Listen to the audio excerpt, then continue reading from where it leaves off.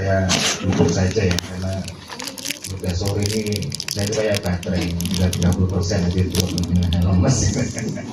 Tapi saya salut Bapak Ibu teman-teman sekolah ya, kepala sekolah ini kan kalau di Jakarta itu kan menyelesaikan sampai jam 12 malam. Bahkan kemarin karena saya kasihan juga itu teman-teman, tapi luar biasa, semuanya luar biasa ya. Saya sampai dikirimin video itu sampai jam 1:30 malam itu masih saya pada keleleran tidur di lantai ya. Terutama yang Bapak Ibu kepala yang SD ya, ada yang ngalamin? Woi sampai jam 4. Dia itu ngapain Bu selama itu?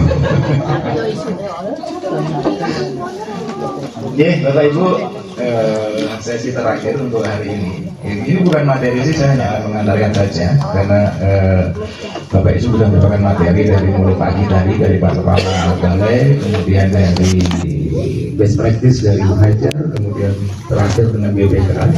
Saya yakin Bapak Ibu semua peserta sudah mempunyai gambaran bagaimana nanti arah pelaksanaan program ini agar sekiranya tetap berjalan dengan baik dan lancar dan tentunya aman dari apapun ya. Karena kita semua tahu program Rapid ini kan menjadi hot topic, jadi trending topic karena program presiden langsung. Ibarat gula itu nanti semut-semut akan pada datang, ibarat mulai dulu tawon akan ada berdatangan, intinya akan banyak yang mengurus. Terakhir saya tadi minta data Mas Danang Kumoro itu, Mas tolong Mas untuk sekarang ini yang pagunya tertinggi berapa sih? Saya diberikan top 5 dari ranking pagu Rapid 2026 ini dan ternyata fantastis, bahkan menyentuh angka 2 bahkan ada 3 lebih. Ya ini sangat ngeri-ngeri sedap ini kalau gitu ya. Jadi benar-benar ini CEO benar kalau ini gitu. Jadi ada peningkatan dari tahun 2025 sampai 2026 sampai digit 3 koma itu kan luar biasa. Kalau kita lihat tadi Bu Hajar aja 1,5 tadi sekian ya. Itu tadi bisa dikelola dengan baik. Artinya ini nanti bagi Pak Ibu sekolah yang kebetulan mendapatkan dana yang sangat luar biasa ini, tentunya perlu ekstra hati-hati untuk bisa mengelola ngecake dana itu agar sekiranya nanti semuanya akan nyaman, aman. Pesan Pak Kepala Balai tadi pagi, Bapak Ibu nanti juga bisa merasakan 7 kebiasaan usaha hebat, bisa tidur cepat dan pagi, jadi nggak kepikiran macam-macam. Oke, Bapak Ibu, sebenarnya tadi sudah punya gambaran dari Bu Hajar, dari narasumber BPK, tentunya dengan agar tidak ada kekhawatiran di kemudian hari, tentunya kita perlu persiapkan, kita perlu plan, kemudian kita ada preventif agar sekiranya apa yang kita lakukan nanti bisa berjalan dengan baik. Nah, kita bisa mengantisipasi itu dengan segala risiko-risiko yang ada, tentunya dengan sebuah mitigasi resiko. Pak Musnad tadi sudah menyampaikan, nanti Bapak Ibu kami minta untuk membuat kelompok, kita buat per kabupaten kota saja. Kita akan coba nanti Bapak Ibu untuk mengidentifikasi kira-kira apa sih potensi ataupun resiko-resiko yang akan muncul. Artinya bisa kita siapkan dari sekarang dengan bekal masukan materi yang Bapak Ibu dapat dari pagi sampai sore hari ini tadi. Diuntungkan Bapak Ibu ini kan tahun kedua 2026, artinya apalagi yang sudah mendapatkan 2 kali berturut-turut ya, tentunya akan lebih belajar dari pengalamannya kemarin. Dan saya mohon nanti Bapak Ibu dari Dinas Pendidikan Kota tentunya punya pengalaman-pengalaman apa yang kemarin perlu kira-kira diantisipasi agar jangan sampai nanti akan terulang, misalnya ada hal-hal yang memang belum sesuai gitu. Kalau dilihat dari materi Bu Citra dan Bu Rina tadi kan, Rina kan betul. Itu kalau saya lihat ada 2 prinsipnya. Bapak Ibu harus benar-benar pelajari juknis, kemudian pelajari pedoman atau panduan. Jadi ketika ada hal-hal yang nanti yang belum tahu, coba deh baca dulu juknisnya seperti apa sebelum bertanya. Coba deh baca dulu panduannya seperti apa. Dan kalau sudah benar sudah dibaca semua, ikuti apa yang ada di situ. Ya, apapun diikuti, semua ada di situ. Mudah-mudahan kalau sudah on the track sesuai dengan realnya, Bapak Ibu akan sampai dengan tujuan dengan selamat. Bisa tidur dulu cepat bangun paginya gitu. Jadi Ibu dan Bapak, terkait mitigasi resiko pekerjaan konstruksi,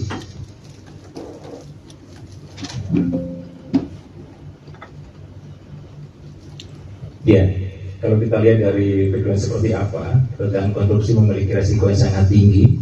Kita semua tahu ya, karena itu sangat rumit, sangat kompleks, yang dapat menyebabkan kecelakaan, kerugian, biaya keterlambatan atau penurunan mutu ya. Makanya kenapa kita sejak awal sudah berusaha untuk melakukan usaha jadi atau preventif. Nah, sementara apa sih mitigasi resiko? Banyak sih definisi mitigasi resiko. Tapi intinya sebuah mitigasi adalah upaya untuk menguranginya. Pertama mengidentifikasi dulu, mengidentifikasi, kemudian menganalisis. Kalau bisa mengurangi ataupun menghilangkan dan mengendalikan resiko tersebut, yaitu sebuah definisi mitigasi resiko. Kenapa kita bukan mitigasi? Sebenarnya itu usaha sejak dini, usaha sepreventif mungkin agar kita nanti dalam pelaksanaannya tidak menemui kendala. Ada beberapa jenis mitigasi resiko dari sisi konstruksi yang kita fokus di konstruksi, walaupun tadi banyak permasalahan yang Mas Mustari ya dari segi administrasi ataupun dari segi apa tadi lupa saya Bu, tadi itu keuangan ya, gitu ya. Yang pertama adalah risiko keselamatan kerja K3, ini hubungannya dengan pelaksanaan proyek di lapangan, ini keselamatan dengan pekerja-pekerjanya, kemudian risiko teknis dan desain, ini terkait dengan perencanaan awal, RAPBQWET, dokumen perencanaan di awal, kemudian risiko lingkungan. Nah ini masuk juga risiko keuangan dengan risiko jadwal dan keterlambatan. Lagi-lagi kuncinya Bapak Ibu ikuti dengan dokumen sudah ada, ikuti sesuai dengan PKS. Acuannya adalah panduan dan juga juknisnya. Ini hanya contoh-contoh aja gitu. Ini hanya nanti untuk sebagai insight dan masukan untuk nanti saat kerja kelompok agar mempunyai gambaran seperti apa sih mitigasi yang perlu dilakukan. Ya, sering melibatkan pekerjaan di ketinggian, itu kalau misalnya lantai 2 atau di tingkat itu kan bekerja di ketinggian, penggunaan alat berat, kemudian bahan berbahaya, dari risiko cedera, bahkan sampai mencewo ya kita nggak berada menyebabkan kematian di kecelakaan kerja. Strateginya apa? Mungkin ada beberapa pelatihan, sosialisasi di awal dipastikan nanti penggunaan alat berat seperti apa, kemudian intent untuk melakukan pengawasan, jadi inspeksi rutin terhadap area kerja dan alat yang digunakan, dan tentunya menggunakan perlindungan ya, memastikan penggunaan peralatan perlindungan seperti helm, sarung tangan, dan sepatu pengaman. Cuma masalahnya ketika dulu ada monef dari pernah itu terjadi, tukang-tukang itu nggak mau menggunakan helm, menggunakan sarung tangan, katanya sumuk.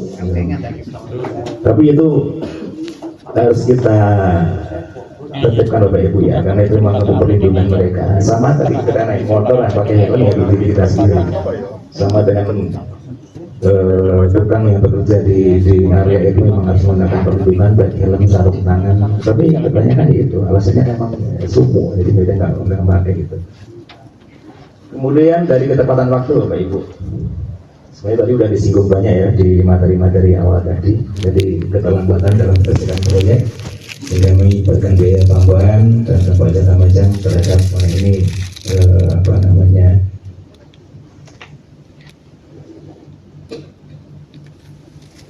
ya, kemudian strateginya seperti apa? Tentunya membuat jadwal yang realistis dengan memungkinkan keterlambatan sampai ya, jangan sampai ada keterlambatan. Selalu komunikasi, terutama ini buat tim P2SP, ini usahakan terus untuk melakukan koordinasi komunikasi. Ketika ada permasalahan dibicarakan, Makanya tadi termasuk ada yang menanyakan di sisa bahan bangunan yang ini sisa bongkar dibuang kemana, itu tetap harus ada kesepakatan semua antar panitia atau B2SP ya. Oke, kemudian secara anggaran, nah ini kadang ada biaya proyek yang melonjak tinggi, ada perubahan harga, ini perlu kita antisipasi juga. Kemudian strateginya nanti ada analisis yang komprehensif pengembangan proyek, identifikasi, survei harga tentunya ya, survei harga tentunya harus dipastikan dulu. Jadi jangan sampai nanti kita salah untuk ambil keputusan, ternyata ada perubahan harga yang tiba-tiba. Ini perlu kita antisipasi juga. Kontrak ini dalam artian dokumen ya Bapak Ibu ya. Jadi yang artinya ya, termasuk dalam PKS itu usahakan itu memang benar-benar dipersiapkan dari awal dan nanti memang ikuti apa yang sudah ada di dokumen PKS. Nah ini ketika sebuah pekerjaan konstruksi tidak memenuhi standar kualitas, ini nanti akan menyebabkan sebuah kebocoran, retak ataupun bahkan keruntuhan struktur. Ini yang perlu kita antisipasi juga. Strateginya dengan pengawasan yang secara pengawasan kualitas secara rutin, kemudian penggunaan bahannya harus kita dari awal sedikit mungkin kita pilih yang benar-benar berkualitas, sampai melakukan pengujian akhir ya, hasil dari pelaksanaan itu coba nanti dicek apakah memang sesuai dengan spek awal yang kita rencanakan atau tidak. Bapak Ibu, ini adalah beberapa contoh temuan dari inspektorat terkait pengelolaan Bambang. Jadi bukan hibah tadi ya Ibu, bukan hibah, jadi ini bantuan pemerintah. Tadi sebenarnya Mas Rus kalau waktunya ada, tadi saya mau nanya terkait BPK itu loh. Karena ini proyek atau topiknya kan banyak yang mengendus ya, banyak yang akan mendatang. Ya ngomong aja lah, kalau di LSM akan tertarik ke sana gitu loh. Saya mau nanya, sampai di mana sih LSM itu berlindung di Undang-Undang Keterbukaan Publik?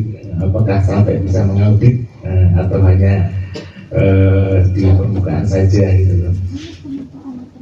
Itu nanti kalau ada teman-teman yang punya pengalaman, Pak Gunadi ada ini Pak Gunadi. Tahun kemarin sampai diundang kejaksaan Bapak ya. Kalau berkenan nanti bisa share Pak. Kasus kemarin seperti apa? Biar nanti bisa belajar buat teman-teman. Iya Pak Gunadi itu sampai dipanggil di kejaksaan karena ada laporan bahkan sampai masuk berita. Iya. Nanti kalau berkenan sharing Pak Gunadi. Kalau mau cerita takutnya kurang detail nanti salah nanti. Ya, ini temuan Itjen terkait dengan Bambang yang dilakukan secara swakola, Bapak Ibu. Misalnya beberapa sudah tadi disinggung di awal ya, mulai dari tidak tepat aturan, jadi penggunaan dana tidak sesuai dengan PMK, pajak belum disetor, dan kekurangan bukti, kwitansi dan lain-lain. Tidak tepat manfaat, artinya apa? Hasilnya tidak digunakan dimanfaatkan sesuai dengan peruntukan awal gitu. Lihat awalnya untuk bikin bangunan untuk ini, ternyata penggunaannya tidak sesuai dengan perencanaan awal. Tidak tepat sasaran, ini juga pengalian jenis bantuan. Tidak tertib pencatatan, ini kaitannya dengan laporan awal dan akhir yang tidak dibuat, termasuk BAST-nya pun dibuat, PKU ini juga belum dibuat. Kemudian tidak tepat biaya, ada kelebihan biaya, alokasi komponen biaya ya. Kemudian kelebihan pembayaran, jadi dicek ulang semua kwitansi yang dibelanjakan, nanti jangan sampai ada kelebihan. Kemahalan harga, kemudian ini ada kesalahan di waktu survei harga awal, jangan sampai nanti ternyata harga yang kita pastikan putuskan ternyata lebih mahal daripada toko sebelah gitu. Sedikit pesan aja ketika Ibu Bupati membandingkan harga, tolong diusahakan untuk daerah-daerah yang memang lokasinya kurang memungkinkan, yang aksesnya terbatas, ketika membandingkan harga usahakan benar-benar sampai ke lokasi tujuan, jangan sampai nanti harga itu tidak include dengan delivery-nya, mereka mesti tambah ekspedisinya, ongkos kirimnya, itu harus dipastikan di awal waktu nego ataupun survei harga. Ada duplikasi pembayaran, jadi ketika kekurangan cermatan kita ternyata ada double kwitansi ataupun kita bayar sampai 2 kali, ini juga jangan sampai nanti terjadi. Tidak dapat jumlah atau kurang. Nah ini yang paling fatal ini, kekurangan jumlah atau volume atau barang yang jadi sesuai dengan RAB atau kwitansi. Jadi jangan sampai bangunan ataupun yang kita air bangunan ya, jangan sampai volume, jangan sampai berkurang dengan RAB itu sebagai BPS di awal, itu nanti jadi masalah besar itu. Tidak tepat mutu atau kualitas, jadi barang jasa yang kita beli ternyata kualitasnya ternyata tidak baik. Kemudian yang terakhir, pekerjaan terlambat tidak sesuai dengan perjanjian dan pedoman pelaksanaan. Jadi ini kuncinya di awal, ketika Bapak Ibu selalu rutin melakukan koordinasi pengawasan, saya pikir tidak akan terjadi pekerjaan terlambat. Artinya ketika ada sesuatu yang perlu kita siapkan di awal sudah bisa diantisipasi. Ini temuan Ijen terkait pengelolaan bantuan pemerintah yang berkaitan dengan swaklola tahun kemarin. Jadi nanti Bapak Ibu bisa dicermati kembali, artinya bisa belajar dari sini, jangan sampai nanti kita juga mengalami kejadian-kejadian sehingga menjadi temuan dari Ijen. Kalau tadi pesan dari BPK, kita coba untuk amanah, ya saya pesannya udah di Bapak Ibu, kalau kita sudah niat untuk memperbaiki proses pendidikan, ya kita totalitas di sana. Non sewu, nggak perlu main-main deh, udah deh. Itu nanti akan berat, urusannya panjang. Jangan sekali-kali kita main-main di sini, karena sekarang itu eranya sudah semua serba terbuka. Jadi kembali ke niat awal, amanah kita memperbaiki proses pendidikan kita, dimulai dari perbaikan terlaksana oleh program revitalisasi ini. Banyak Ibu, Bapak contoh mitigasi resiko ini terkait keterlambatan waktu. Dari mulai keterlambatan pengadaan material, kemudian ada cuaca buruk, kekurangan tenaga kerja yang terampil. Nah ini kekurangan tenaga kerja yang terampil tadi kuncinya di wajar itu Bapak Ibu benar-benar pandai memilih pengawas, perencana, dan tukang bangunannya. Ketika Ibu salah memilih salah satu dari itu, nanti akan repot di perjalanannya. Pastikan kembali pengawas, perencana, dan tukangnya yang benar-benar sudah terseleksi dengan baik. Ya karena ini bareng-bareng, buruan aja Bapak Ibu, jangan sampai keduluan dari sekolah yang lain nanti. Kemudian ada perubahan desain. Ini di tengah-tengah jalan ada perubahan desain, itu juga nanti akan merepotkan juga.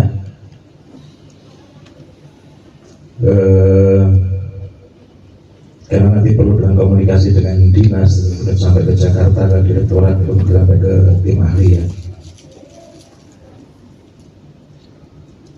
Ya, koordinasi antar tim kurang baik. Pastikan Bapak Ibu koordinasi dilakukan secara rutin, baik itu mingguan, untuk melakukan update ya, pekerjaannya sampai di mana, pekerjaan sampai di mana. Walaupun di sini sudah ada penanggung jawabnya, tapi ini menjadi concern kita bersama, saling mengingatkan, karena bagaimanapun nanti pada akhirnya Bapak Ibu sebagai penanggung jawab di B2SP ini, jadi sama-sama untuk saling bersinergi ya B2SP ini. Keterlambatan penyerahan dana ini di bendahara.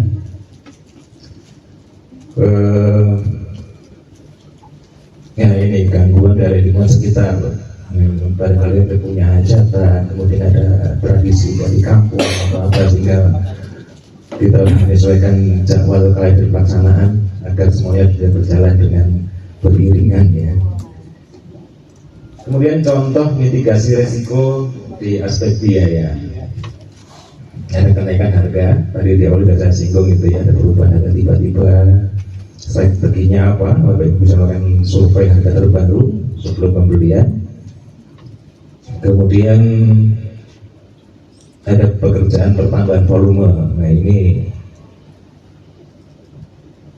perlu dilakukan surveillance juga terkait dengan bertambahnya karena kondisi lapangan, ada kesalahan perhitungan RAP awal, kemudian pembayaran material terlambat. Jadi item-item ini kejadian-kejadian memang terjadi kemarin, nanti Bapak Ibu bisa dicermati kembali, nanti sekiranya bisa diantisipasi agar tidak terjadi seperti ini. Tenaga kerja kurang produktif, ini juga kesalahan di awal, maka selalu diingatkan lagi, benar-benar ketika menyeleksi tukang bangunan, pengawas berencana, pastikan bahwa Bapak Ibu mendapatkan yang terbaik. Ini terkait contoh mitigasi risiko dengan K3, dari mulai terjatuh dari ketinggian, kemudian tertimpa material, terpleset di area kerja, terhirup debu saat pemotongan pengadungan material, juga paparan panas matahari yang berlebihan, kebakaran akibat bersihkan api, ya. Itu beberapa yang kemarin ini contoh mitigasi yang perlu dilakukan, terutama dari penggunaan APD alat perlindungan itu yang untuk para pekerja itu benar-benar diperhatikan. Ya, saya kira itu Bapak dan Ibu. Untuk pengantar dari saya untuk identifikasi mitigasi risiko ini, nanti kami mohon Bapak Ibu bisa melakukan identifikasi ini untuk kepentingan panjenengan semua. Jangan sampai hal ini nanti akan menjadi kendala di kemudian hari. Jadi sebisa mungkin ditetapkan di awal agar nanti tidak kejadian. Bapak Ibu dari Dinas Pendidikan, karena ini tahun kedua, saya yakin punya pengalaman-pengalaman terkait mitigasi risiko ini. Jadi nanti mohon untuk bisa diberikan atau didampingi teman-teman dari kelas sekolah agar sekiranya tidak terjadi ataupun risiko ini bisa kita minimalisasi seminim mungkin dan mudah-mudahan tidak terjadi. Seperti itu Bapak Ibu. Nanti kita lanjut dengan diskusi kelompok kita buat per kabupaten kota. Pak Gun boleh jadi sharing betul Pak? Kalau mau sharing ini, jadi Pak Ibu atau mungkin barangkali ada yang lain nanti selain Pak Gun nanti bisa disampaikan. Artinya bisa membuat tadi pembelajaran kita semua, karena kita tidak akan menutup kemungkinan akan didatangi siapa ketika program itu akan kita laksanakan, karena lagi-lagi itu kan banyak yang tertarik, banyak yang akan mengendus, banyak yang akan mendekat ke kita.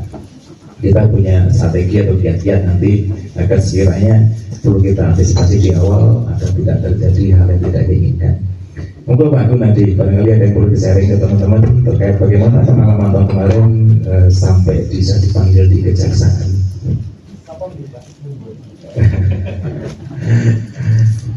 Yang tolong Pak Gun nanti ya untuk sharingnya Bapak. Terima kasih atas waktunya. Dari pengalaman kami di Gunung Kidul yang secara khusus di bidang SD pada tahun 2025 kemarin ada 14 sekolahan yang menjadi penerima REBIT yang pertama lah. Memang masih banyak hal yang boleh dikatakan agak amburadul karena memang tak kalah. Tapi dari 14 sekolah tersebut, cara pelaporan baik keuangan maupun progres pekerjaan relatif baik Pak. Kalau menurut saya, karena selama kami mendapatkan informasi dari direktorat itu untuk pelaporan untuk wilayah DI ini paling cepat dan secara kualitas ya boleh dipertanggungjawabkan dengan baik. Sehingga ketika ada tagihan pelaporan itu biasanya dari DI ini paling minim atau kosong, paling tidak ada. Itu yang kami yakin bahwa teman-teman semua dari DIY sudah punya pengalaman yang baik, bisa dari teman-teman sekolah lain yang kemarin menghadapi masalah yang sama. Terkait dengan pekerjaan di lapangan. Memang kami di Gunung Kidul menerima informasi ada 2 sekolah yang menghadapi bukan masalah hukum sebenarnya, tapi bisa ditarik-tarik ke masalah hukum. Yang pertama itu dari SD Jo di perbatasan Australia. Karena selatannya sudah Pulau Christmas Australia. Jadi itu SD paling pinggir dari Kabupaten Gunung Kidul, dari Kota Wonosari ya sekitar 50 km. Jadi lebih jauh ke sana daripada ke Jogja. Dan 2 jam perjalanan dari Kota Wonosari. Itu SD itu, padahal sudah paling pelosok Pak. Itu aja didatangi wartawan Pak. Kalau yang dekat Kota Wonosari malah nggak ada. Itu paling pelosok, itu didatangi wartawan, nah ngakunya, kemudian kepala sekolahnya agak bingung Pak. Wartawannya gimana ya Pak ngadepinnya? Ya dihadapi aja biasa. Sekali lagi kalau kita sudah melaksanakan sesuai petunjuk teknisnya, saya kira tidak ada yang bisa dikorek dari wartawan. Ternyata wartawan itu serah, ya gini saja Bu, besok ditanya surat tugasnya. Kalau dia mau investigasi, kalau hanya ngobrol-ngobrol ya tak apa-apa. Tapi memang di Revit ini ada beberapa informasi yang dikecualikan, yang tidak boleh diketahui oleh ya, secara umum terbuka. Misalnya buku kas itu tidak boleh diketahui oleh umum. Kalau ada wartawan tanya minta diperlihatkan tugas, ya, mohon harus pakai surat izin. Tidak boleh dari media. Kemudian harus ada ini menghadapinya ya Pak. Diminta apa ID card wartawan, kartu pers. Kalau dia wartawan bodong pasti tidak mau, tidak punya. Nah setelah ditunggu datang ternyata dia bukan wartawan Pak, wartawan yang aslinya penyedia. Jadi dia membo wartawan itu biasa loh, itu nanti mungkin bisa jadi ketemu seperti itu. Jadi dia pernah jadi penyedia, terus karena dia tadi janji atau tidak kerjasama, kemudian dia nelpon, dia ngaku wartawan. Tapi setelah dijalan ngobrolnya lebih panjang, ternyata dia hanya minta pekerjaan.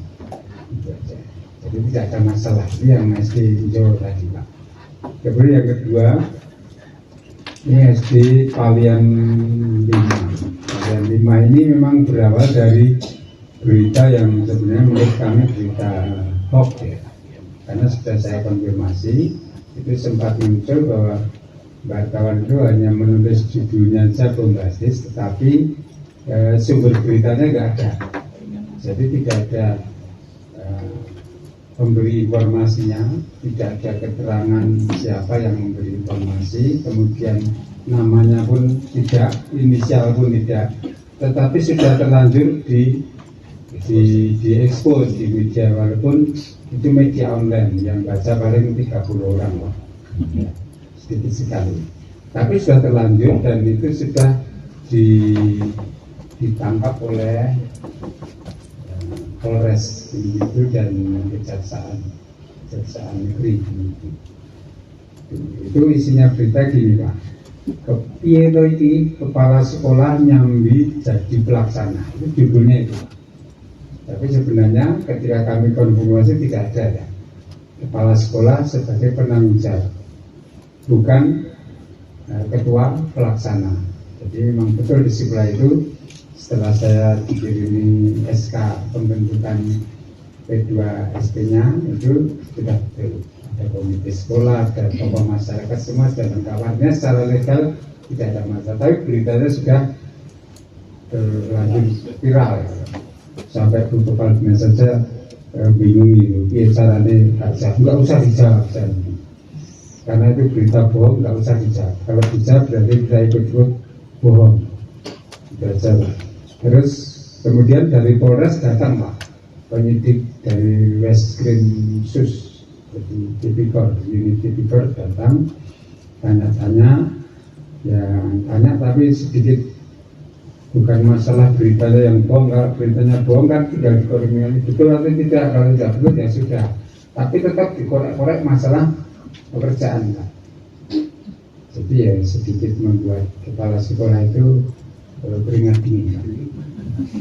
Jadi saya tidak mungkin tapi bisa jadi seperti itu ya.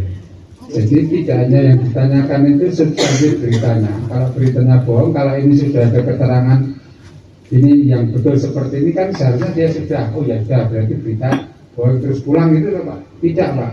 Tapi ngorek-ngorek ini volumenya kurang gini, Pak dicari-cari. Itu yang tidak jadi kami.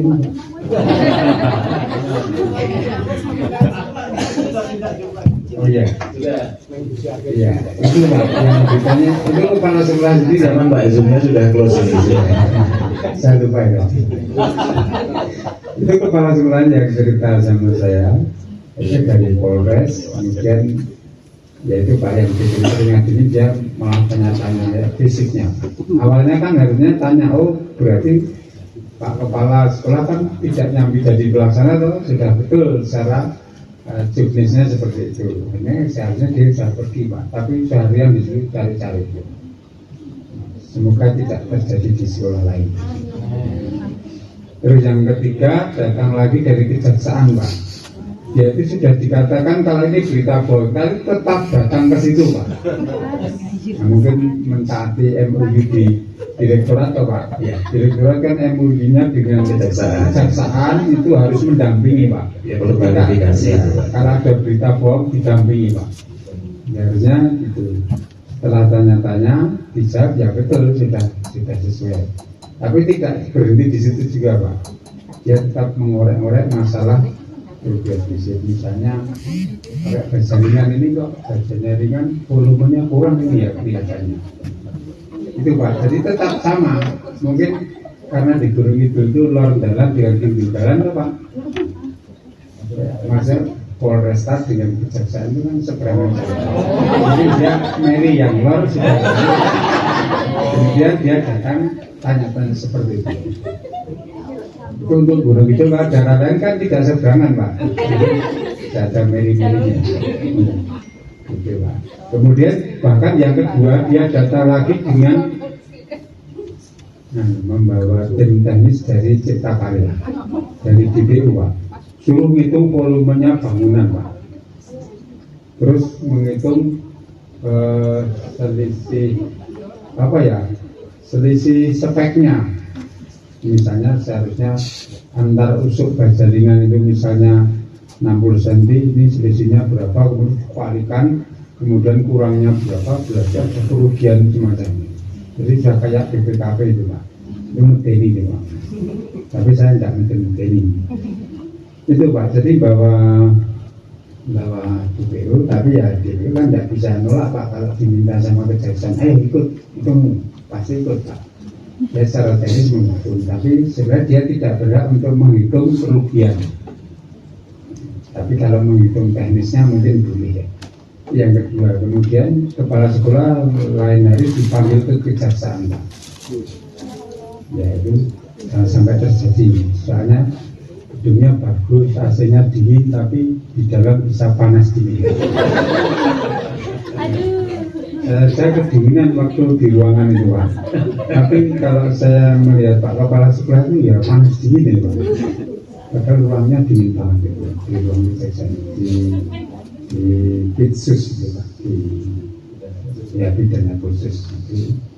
Ya katanya sudah dipanggil 2 kali dan yang dipercaya sama Pak. Masalah kerugian atau tidak sesuai dengan spek atau volume ataupun kualitas material, pokoknya teknis sekali Pak, sehingga bisa muncul semacam dalam tanda kutip kalau bahasanya bisa dikatakan kategori intimidasi bahwa telah terjadi penyimpangan. Itu menurut Pak Kepala Sekolah. Tapi sudah 2 kali ini belum mengimpulkan kembali kepada saya karena besok kalau sudah lengkap sampai selesai jangan P21 Pak. Sudah informasi mereka mau info kembali ke saya, tapi saya dulu udah hampir 1 bulan ini belum ada info lagi Pak. Jadi memang betul kejaksaan itu mitra atau pendamping yang dirangkul oleh direktorat untuk mendampingi review. Tapi pada prakteknya di lapangan justru membuat panas diri yang didampingi. Saya kan didampingi itu ayam dan remah enak. Jadi pendamping saya itu aparat penegak hukum. Tapi ketika ada masalah ini jangan sampai melibatkan, karena di praktek pendampingan itu ternyata kalau ada terjadi penyimpangan ataupun tindak pidana, kejaksaan tidak akan ikut bertanggung jawab. Itu prinsip kerjanya seperti itu. Tapi kalau dampingi boleh Pak. Kalau sudah ada masalah, saya tidak boleh terlibat. Itu model pendampingan jenis apa saja. Tapi nyatanya seperti itu, malah yang didampingi gimana saja Pak. Jadi saya kesaksian dari kepala sekolah itu telepon sama saya sampai lama sekali itu karena cerita 2 kali dipanggil sendiri ke kejaksaan dan sudah ada apa ya Pak, semacam ya diarahkan atau sudah di pembicaraannya diarahkan ke telah terjadi penyimpangan. Padahal progresnya 100%. Nah yang ketiga Pak, itu dari BPKP Pak, itu malah sudah sampai dengar masalah itu Pak. BPKP itu menelpon saya langsung, BPKP yang Provinsi DIY terkait SD tersebut Pak. Ternyata mungkin infonya sudah sampai direktorat atau apa kok laporannya kok progresnya belum 100% ya, terjadi penyimpangan ya Pak.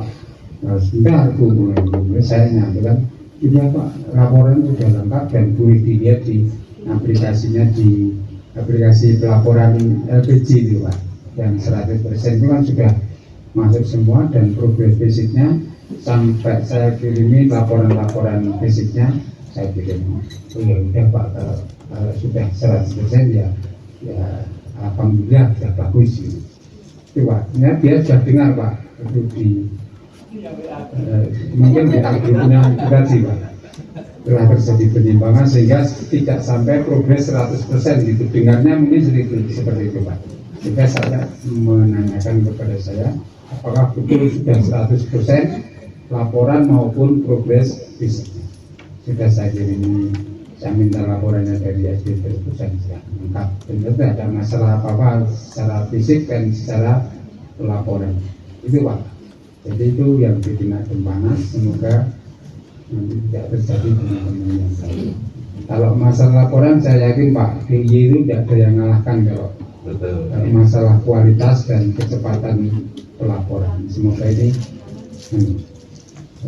juga menular kepada teman-teman yang sekarang dapat 2026. Ini aja Pak. Terima kasih Pak. Ya, betul. Boleh Bu, tepuk tangan Pak. Mbak Ibu Nadia. Jadi memang karena kejaksaan memang mitra dari kementerian Pak. Memang dia di awal memang dia untuk mengawal program ini. Jadi ketika sampai muncul seperti itu, berarti jadi bilang kecolongan sampai kejaksaan itu. Makanya kenapa perlu datang untuk ataupun memanggil, saya cukup diklarifikasi. Dan harusnya kan saya itu kan menyemi Pak harusnya ya, bukan malah bikin tambah panas dingin gitu. Bapak Ibu, demikian tadi satu contoh dari case kasus yang terjadi terkait pelaksanaan program Revit ini. Artinya itu tidak akan menutup kemungkinan bisa terjadi di siapa saja. Untuk itu tetap kita harus untuk bisa mengantisipasi jangan sampai itu terjadi. Kita mendengar cerita Pak Gunaji aja udah panas dingin, apalagi merasakan sendiri gitu. Ya udah bisa bayangin itu. Jadi sekali lagi amanah, udah gak usah main-main. Kita komitmen memang untuk memperbaiki kualitas pembelajaran yang Revit ini. Baca juknis, baca panduan, ikuti aturan, cermat dalam memilih panitia P2SP. Mudah-mudahan nanti Bapak Ibu bisa terhindar dari masalah yang akan terjadi di kemudian hari. Datang ini Bapak Ibu, tetap semangat, nggak usah melukro, jadikan itu untuk motivasi kita agar lebih berhati-hati lagi dalam pelaksanaan program Revit. Gitu Bapak Ibu. Ada yang mau sharing lagi? Monggo Bapak ini. Silakan Pak. Ya tolong Mas.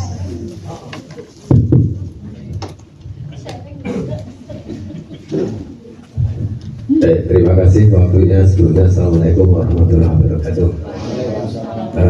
Tadi mendengar cerita, testimoni maupun laporan dari Pak Kun ya, yang tempatnya dingin jadi tontonan Pak, hangat-hangat sedikit gitu. Ini Pak, ini sebetulnya kami hanya menyampaikan pertanyaan dari tim pelaksana kami Pak, bukan dari kami pribadi. Jadi karena di RAP itu sebetulnya tidak muncul Pak, cuma karena permintaan dan ya semacam tuntutan lah itu. Ketika di menu kami itu kan ada rehab ruang lab Pak. Nah, lab itu biar nyaman, itu pengennya dipasang AC Pak.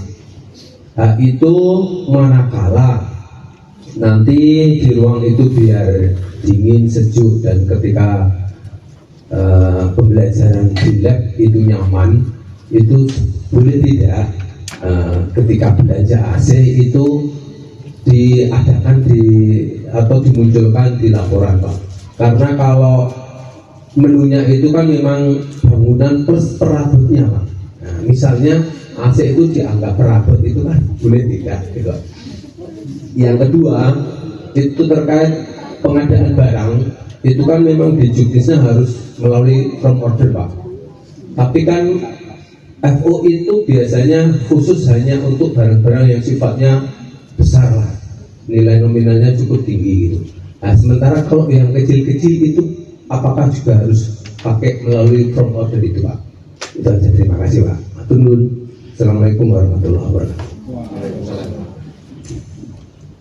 Pak Mustafa sudah ketawa ini. Jadi Bapak, kalau terkait untuk menu rehab itu, memang di awal memang segala dan perabotannya kan memang. Apakah di era bebas tidak dimunculkan Pak AC-nya itu sebelum di menu awalnya? Belum. Iya, saya pikir itu nanti kan hal seperti itu kan perlu dikonsultasikan dulu karena ini menyangkut dengan revisi RAB-nya berarti dan awalnya. Tiba-tiba untuk membeli perabotannya di luar menu ya mungkin tidak diperkenankan gitu kan. Kalaupun itu tetap ya harus merubah itu Pak, ada revisi RAB-nya yang perabotannya seperti itu. Terus yang tadi apa yang kedua Pak? Firm order. Gimana tuh? Apakah harus tetap melalui FO atau cuma? Kami di UPT teknis memang tidak paham. Dari teman-teman dinas barangkali ada yang masih membantu untuk ini. Kalau sip, nah itu monggo masih dari Sleman ya? Sleman. Yang lain juga Sleman. Ya Sleman. Karena kalau sudah teknis kami memang tidak pada lihat ke sana. Ya kebetulan karena yang tanya juga Sleman. Nanti di diskusi kelompok aja berarti saya. Ya nggak apa-apa. Enggak silakan disampaikan buat teman-teman juga Ya tahu gitu. Gini, saya ingin cerita dulu sebelum itu hampir nanti menunjuknya ke Pak Muhammad. Jadi memang kalau kita mau berkaca, sebetulnya sejak PKS Nantang itu yang pertama kali mestinya dilakukan kan review desain. Misalnya teman-teman antara perencana, pelaksana dan pengawas ngumpul, kalau istilah konstruksinya kan ada pre-construction meeting atau apalah itu review desain, kemudian kan akan kelihatan ini kira-kira yang mau butuh desain itu apa. Nah ini kan nanti kemudian dikonsultasikan dengan PBK, manual fasilitator, melalui BK SMP ya Pak Cepi kalau nggak salah BK-nya, kira-kira ini bisa nggak Pak gitu kan. Karena kan menunya dari dulu di AK itu kan mesti regulasi pangkas sudah setelah perabotnya. Waktu dulu saya kalau konsultasi dengan almarhum Pak Basuki di yang usia dulu, memang penafsirannya itu kemudian perabotnya itu dia bisa mebel. Kalau di WC toilet ya toren atau cakaknya atau gayungnya atau embernya, jadi bisa ditafsirkan seperti itu. Cuman memang itu perlu dikomunikasikan lagi. Artinya kalau memang ada pekerjaan lebih kurang, ya dikatakan sebisa mungkin. Saya yakin kalau teman-teman UPK di sana akan mengatakan yang penting tidak tambah anggaran, gitu kan. Tidak lebih pagu lah gitu. Nah itu. Kemudian kalau belajarnya gimana? Kalau kami di desa pakainya kayak katalog gitu kan. Kalau di sekolah tentunya juga siplah. Kalau kecil-kecil gimana Pak? Ya udah belanja aja gitu kan. Karena gini Pak, ini juga sekalian terkait dengan mitigasi tadi itu ya. Saya kebetulan habis mereview beberapa desain teman-teman perencana di dinas. Memang saat ini yang agak menggila itu kan yang bahan-bahannya dari plastik. Misalnya teman-teman saat ini merencanakan untuk desain atapnya pakai aldiron. Itu aldiron sekarang naiknya gila itu, sudah berkali-kali lipat. Sehingga kami kemudian memang mereview desain. Review desain ini kaitannya nanti juga tentunya juga RAP berubah, gitu kan. Nah, makanya betul tadi yang dengan sampaikan saat ini yang perlu kita antisipasi bareng-bareng adalah terutama di biaya atau harga, karena memang kita nggak pakai dolar gitu, mohon maaf. tapi kan beberapa harga memang sudah berganti kira-kira gitu Pak. Jadi kalau mau belanja Pak Darmono, kalau saya kecil-kecil ya kalau di sekolah sesuai dengan sipol itu aja kalau di sekolah, tapi kalau di dinas ya tentunya katalog. Kira-kira gitu Pak. Nanti dilanjutkan di diskusi internal dinas Pak. Kebetulan 3 SMP datang semua. Oh iya. Dan sebagai informasi sedikit saja Pak, kalau di Sleman kebetulan kemarin 13 SD dan 6 SMP tahun 2025 alhamdulillah tidak begitu ada masalah, baik dengan kejaksaan maupun dengan kepolisian maupun Polres maupun Polda nggak ada masalah. Mungkin betul tadi Pak Konadi, karena kami letaknya sudah berjauhan antara kejaksaan, Polres dan Polda. Itu buatan ilmu ya. Yang kedua, tapi jangan sampai ini melenakan, karena mungkin Kejari Sleman itu kemarin tidak, karena ya lagi fokus ke Bapak yang lain gitu kan Pak. Ya terbuka aja Pak Sri Purnomo itu kan baru fokus ke sana sehingga tidak. Jadi ini jangan saya menenangkan buat teman-teman Sleman khususnya.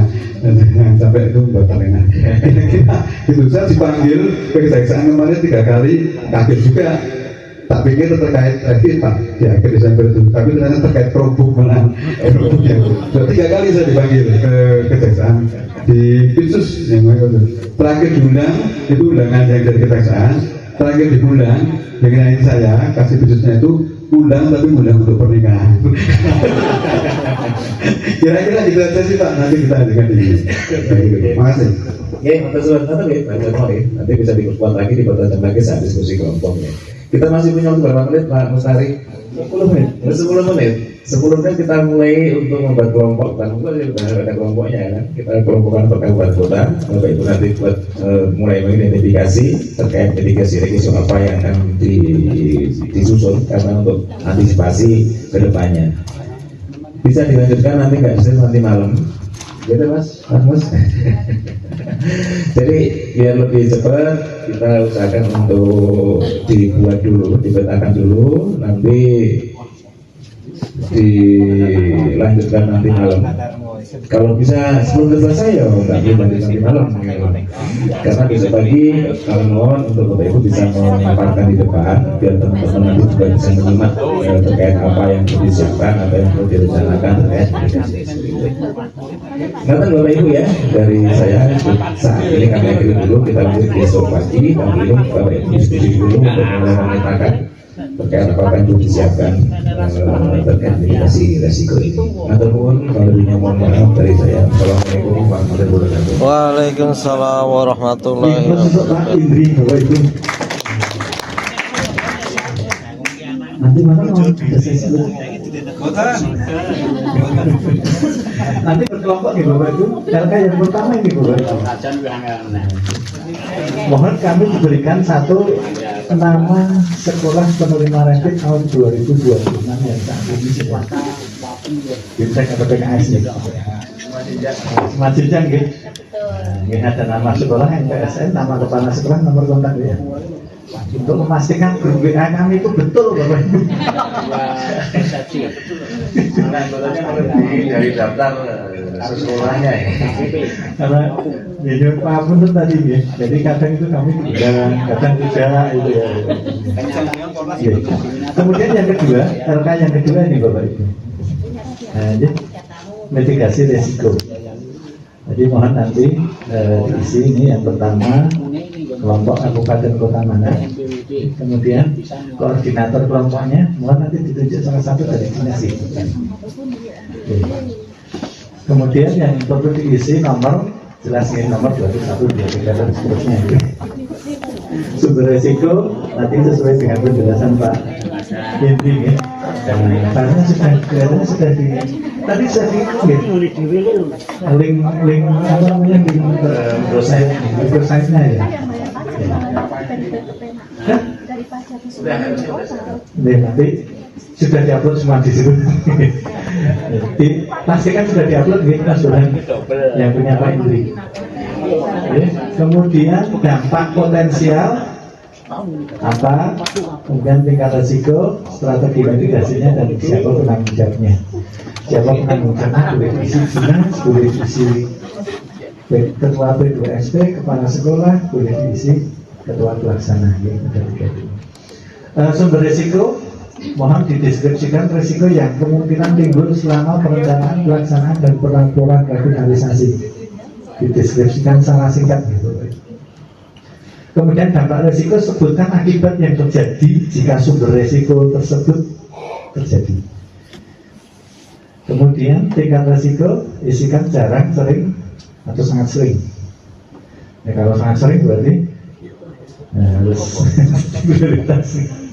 Kemudian strategi mitigasi deskripsikan upaya yang bisa dilakukan oleh dinas pendidikan dan atau sekolah untuk mencegah kejadian risiko atau sumber risiko. Kemudian yang terakhir penanggung jawab tadi silahkan diisi pihak yang bertanggung jawab melaksanakan strategi risiko ini. Boleh kepala sekolah, boleh dinas, boleh ketua P2SP, boleh ketua pelaksana atau terkait. Ini Bapak Ibu dua PR untuk kerja mandiri nanti malam. Besok pagi di presentasikan ya, gitu. Ya Bapak Ibu, sampun ini coba dibuka di link website-nya sudah ada atau belum dua rekannya? Kalau sudah nanti tinggal Bapak Ibu kerja kelompok atau ya. Ya, mumpung masih ingat Bapak Ibu nyambung yang dari Sleman Bapak Ibu. Kami matur saja Ibu, bantuan pemerintah untuk revitalisasi ini sepertinya lebih tinggi dari tahun kemarin. Tahun kemarin itu banyak yang kurang dari 100 juta. Ya. Tapi kalau tahun ini tadi 5 top tadi itu 1 miliar lebih semua Bapak Ibu. Itu aja jenjang SD itu Bapak Ibu. Ya. Jadi seperti tadi Pak Gun, nanti kemungkinan banyak semut yang datang Bapak Ibu. Ya, antisipasi mawon ya. Nah, kalau semut yang datang itu ya Bapak Ibu harus berani tadi menjawab jika itu memang tidak boleh dibuka ya. Bersyukur Bu yang dapat banyak Bu, jangan paling sidik enggak. Dapat banyak itu alhamdulillah. Ya. Yang penting tadi Bapak Ibu tetap gitu. Bahasa Jawanya tetap gitu nih. Ya ditanyakan surat tugasnya, ditanyakan benar-benar enggak ya profesinya seperti apa dan sebagainya. Kemudian kerjasama dengan kejaksaan, polisian dan sebagainya itu ya apa ya, kalau saya dulu juga ya dekat-dekat kadang itu bermata juga Bapak Ibu. Kalau saya bilang besok itu bermata juga itu.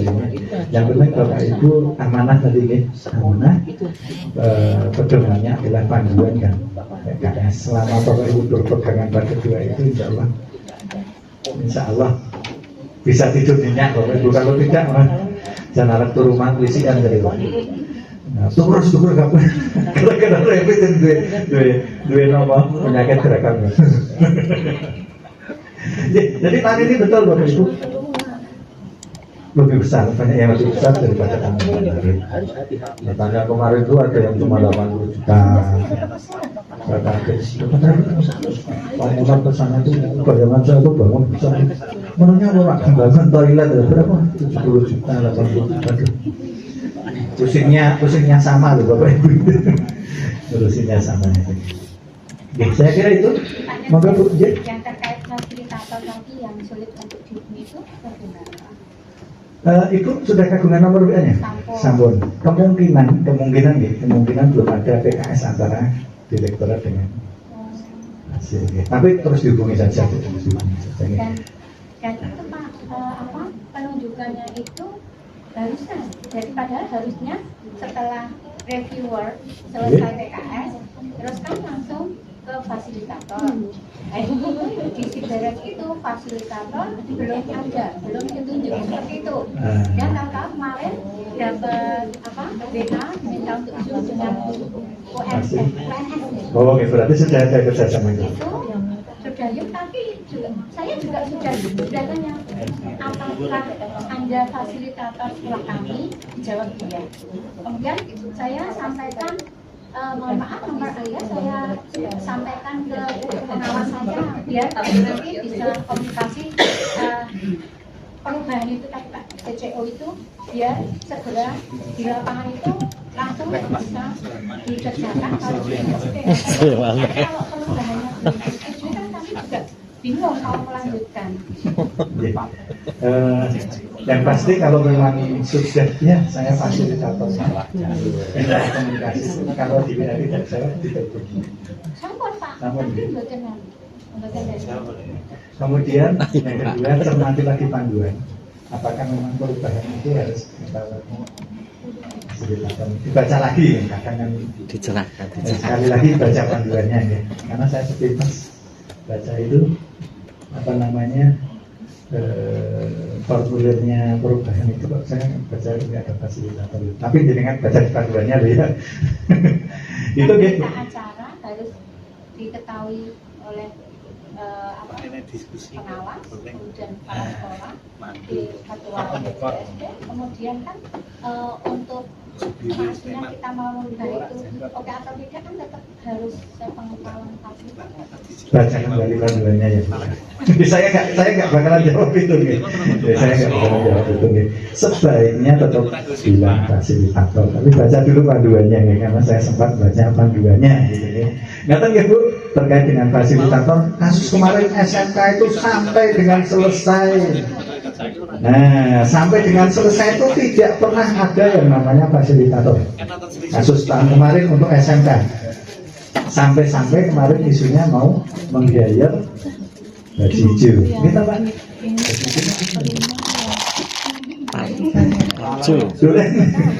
Parjo. Operasi merah putih sana ini ngawasi sinten tapi. Parjo.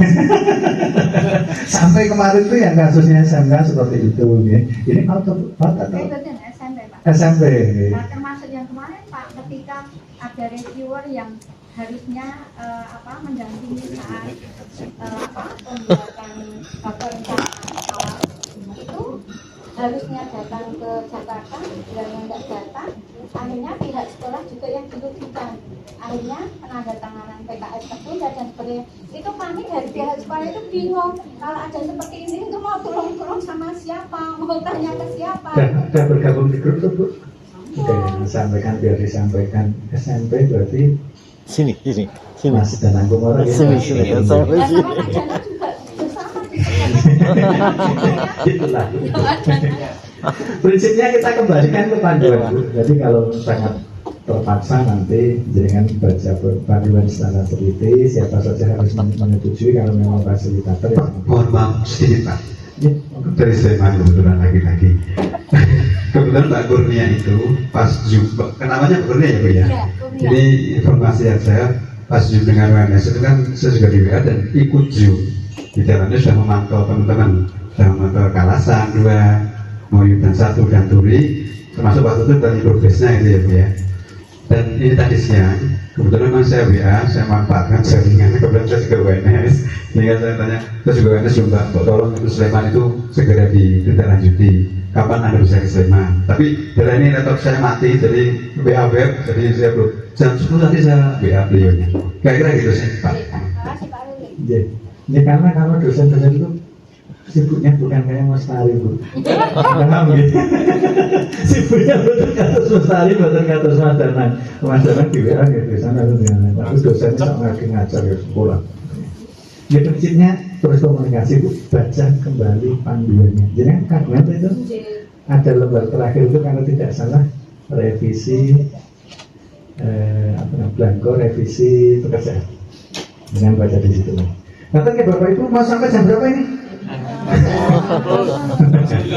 Jadi nanti berkelompok satu kabupaten mengisi 2 blanko tadi. Yang pertama identifikasi setelah menerima revisi tahun 2026, yang satu mitigasi risiko. Bekerjanya boleh di asrama masing-masing, boleh online juga boleh. Kalau diupload Google Sheet mungkin bisa dari manapun. Ngaten nggih, yang penting besok pagi siap di presentasikan. Makatan ada pengumuman dari mana? Untuk yang SMA atau kamu gabung ke kabupaten? Oh, yang provinsi SMA gabung dengan grupnya provinsi ya. Kalau yang SD, lalu SMP, kabupaten kota. Ya ada 6 kelompok kalau tinggi. Ditambahin provinsi ya, Bu tadi. Nanti malam kerja mandiri. Ya, kerjakan di mana saja boleh. Ngapain? Sampun, kalau memang sudah cukup dari panitia tadi ada 2 pengumuman. Satu yang belum menyerahkan belangko Rona BBM ditunggu sampai hari ini. Nah, nanti dikirimkan saja ke nomor yang belum menyerahkan belangko BBM. Jangan catat ya, nomor 081 328 071 453 itu Mas Ali. Nanti diserahkan. Ini barcode wetakan anu. Nota BBM-nya Barcode-nya tar. kemudian yang kedua nanti sore persiapan di sini mungkin bisa dihasil dari kemudian besok pagi Bapak Ibu sarapan kita siapkan di sini juga sekitar pukul 6:30 nih Bapak Ibu. Sambil jalan-jalan mungkin mampir ke sini. Aku ra iso moto ya, Nang. Iya, Nang. Maka dari kami Saya tak fotonan wae nya. Bapak Ibu ini sedikit tambahan dari tadi Oke banget ini. risiko ini. Tidak untuk kemungkinan Bapak Ibu nanti akan didatangi siapapun itu. Fotonya. Bapak Ibu, ya tidak untuk kemungkinan akan ada yang datang. Mohon usahakan Oh iya. diterima dengan baik, dilayani dengan baik. Kalau kopi ya monggo lah diusahakan kopi atau gorengan, intinya diterima dengan baik. Kata dia Bapak Ibu ya, betul. sing penting ampun disangoni itu koncone moro meneh. Jenengan tadi atekan. Bangun. Kula moro ya sangone nanone ono Ini grup wae. Bisa nang grup wae. terima sebagai tamu. Ini ramah sudah cukup Bapak Ibu. Terima kasih sudah istirahat, sudah kerja kelompok. Besok pagi kita ketemu di ruangan ini pukul 8. Dan kegiatan besok pagi insyaallah kegiatan sampai jam 11 ya. Jadi kalau ada sajian yang fokus dan sebagainya, mohon untuk siap di sini sekitar pukul 11. Berkaitan ya, kurang lebihnya mohon maaf. Kami banyak dari BPMD apabila selama ini mendampingi Bapak Ibu dan hal-hal yang kami mohon maaf yang seterusnya. Rekaman yang tadi bisa Bapak Ibu lihat ulang di YouTube BPMD juga. Nah, ini akan kami bisa lagi dua materi yang akan bisa